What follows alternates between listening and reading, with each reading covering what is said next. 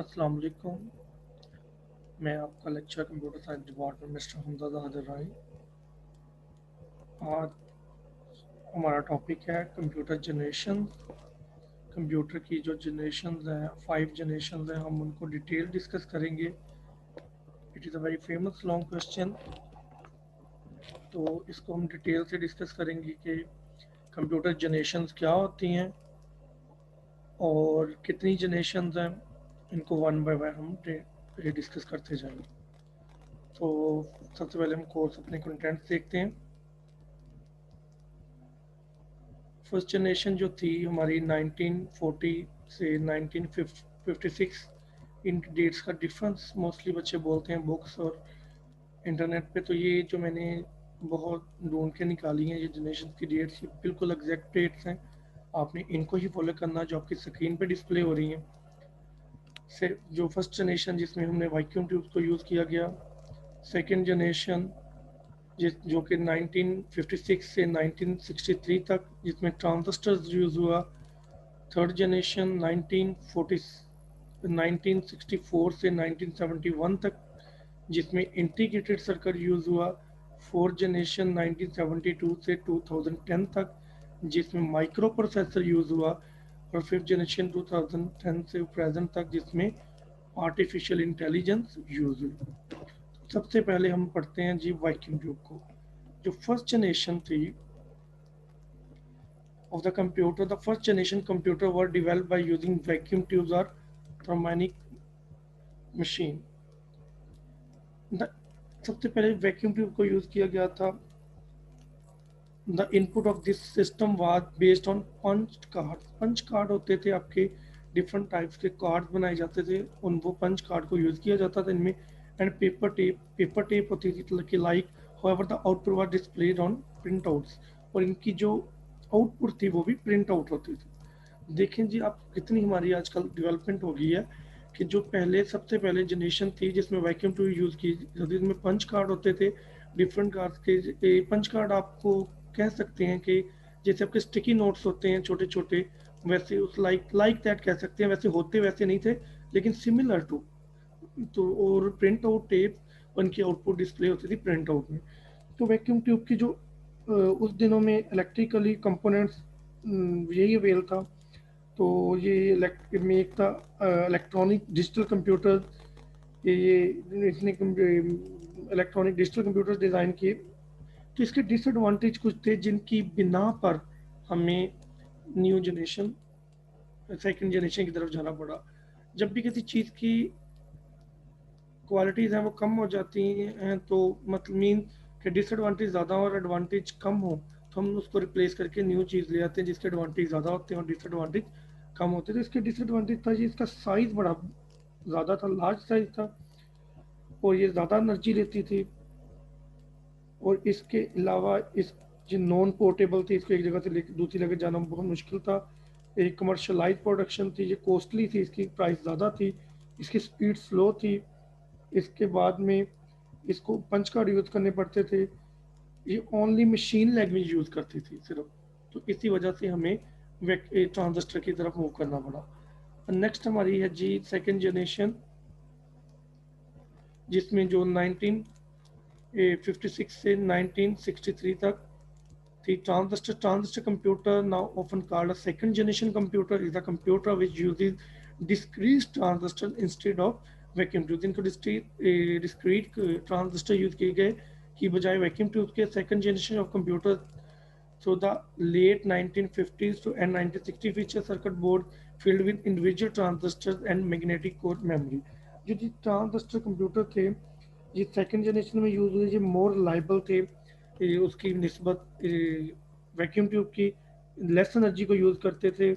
इनकी portability better थी, इनकी स्पीड ज़्यादा अच्छी थी। ये इनकी एक्यूरेसी इम्प्रूव थी। एक्यूरेसी मीन्स इनमें एरर के चांसेस बहुत कम थे।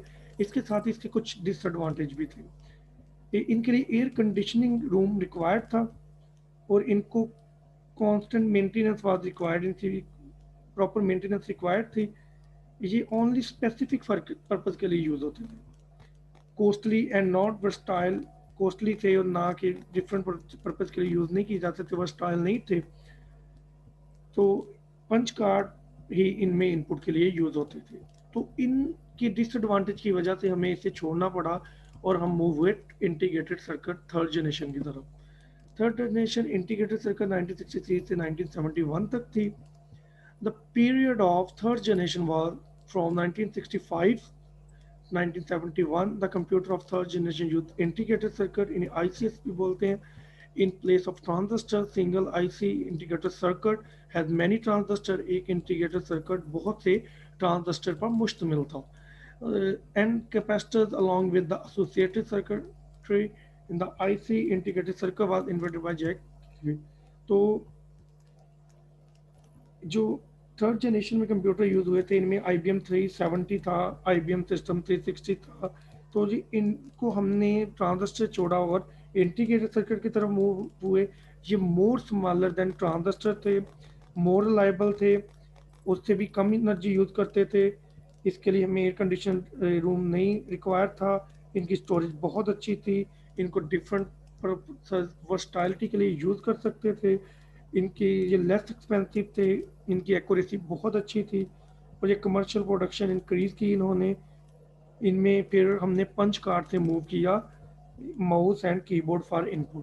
पहले पंच कार्ड से थी, अब फिर हमने कहाँ मूव किया, कीबोर्ड और माउस से इनपुट देने लगे थर्ड जनरेशन में। लेकिन इसके साथ ही ये कुछ इसके डिसएडवांटेज थे। ये highly sophisticated technology require for the manufacturing of IC chips. इनको अच्छी टेक्नोलॉजी चाहिए होती थी इनको बनाने के लिए, तो इसलिए इनकी को आम तरीके से डेवलप नहीं किया जा सकता। इसके बाद हमने मूव किया फोर्थ जनरेशन माइक्रो प्रोसेसर की तरफ, जो कि 1972 से 2010 तक यूज़ होती रही है। A computer of fourth generation used very large scale integrated circuit, इन्हें VLSI circuits भी बोलते हैं। VLSI circuit having about 5000 transistor. जी एक जो VLSI circuit था वो 5000, आप देख लें, transistor and other circuit element with their associated circuit उसके साथ कनेक्टेड थे ऑन सिंगल चिप। उसकी सिंगल चिप पे 5000 ट्रांजिस्टर से made it possible to have microcomputer of fourth generation, जिसकी वजह से हम जो माइक्रो कंप्यूटर जिन्हें हम पर्सनल कंप्यूटर भी बोलते हैं वो फोर्थ जनरेशन में हमने यूज़ करने लगे माइक्रो प्रोसेसर की वजह से। तो ये बहुत ही पावरफुल फुल थे। इनका इस्तेमाल इंटीग्रेटेड सर्किट से भी इस्तेमाल था, ये उससे भी कम पावर यूज़ करते थे और इसके लिए हमें एयर कंडीशन नहीं चाहिए थे, रिक्वायर नहीं थी। Best speed to read instruction थी इनकी, billions of instruction per second में रीड कर लेते थे। टोटली जनरल पर्पस थे, इन्हें रिपेयर करने के भी बहुत कम कॉस्ट नीड थी। चीपेस्ट मंग ऑल जनरेशन, सबसे सस्ती जनरेशन थी पीछे वाली में से इन्हें प्रोड्यूस करना। All type of high level language can be used in this type of computer. हर तरह की जो हाई लेवल लैंग्वेज इनमें फोर्थ जनरेशन हमारे माइक्रो कंप्यूटर जनरेशन में हम यूज़ कर सकते थे, जो कि पीछे वालों में नहीं थी।